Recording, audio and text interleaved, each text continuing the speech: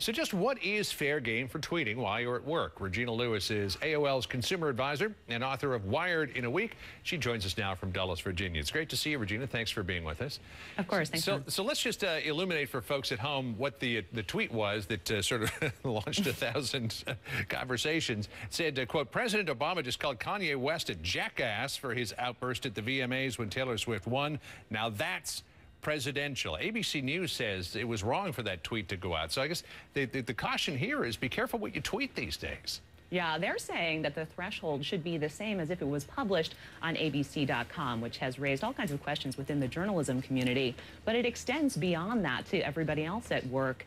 And that's got a lot of companies scrambling to update their business code of conduct and create things called acceptable use policies around social networking, which tweets would fall under. Yeah, I guess, you know, they're Twitter guidelines, Facebook guidelines. You might call them twide-lines, I guess.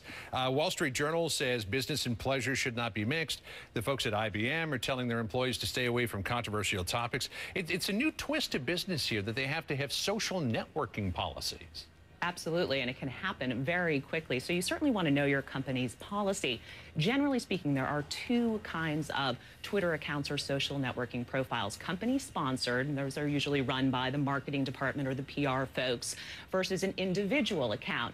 And this is where the lines blur, because most people have things that they're talking about that are personal and professional. The second that you post, even if it's just in your information area that you work at X company, odds are now your company is going to say, okay, so all of this is fair game because you're representing us. That's why the IBMs of the world encourage people to write in first person so that it's clear that it's your point of view, not the company's. And if needed, and maybe ask this, should I put a disclaimer that says, hey, anything I post here doesn't necessarily reflect the views of my company? And some industries, or sports in particular, have some unique challenges and unique issues to tackle. The U.S. Tennis Association warned athletes during the U.S. Open not to tweet about matches, court conditions, injury status, etc., saying that could constitute illegal gambling.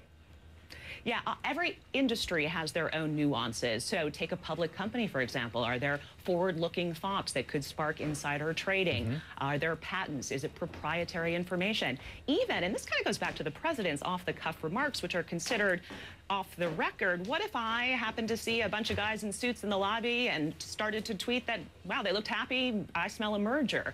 That's the kind of comments, just based on what you see, you've got to play it out in your head. Careful what you wish for. And of course, on the most effective tweets, the ones just like the Kanye West words out of the president's mouth are the ones that are controversial. They spread very quickly. So ABC pulled that tweet down, but it was too late. It was already out there. So obviously it's a challenge for companies always to stay ahead of the new technology. And this one is just exploding as well. Might there come a day when they either have to monitor people's use of Twitter and Facebook, or maybe restrict it? And what about people who do tweet or use Facebook during working hours? What should they keep in mind?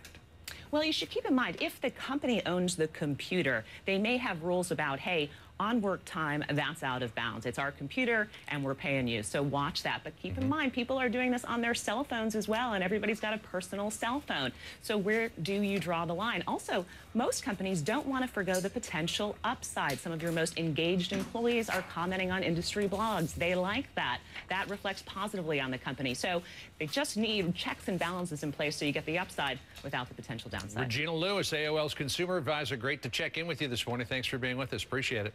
Of course.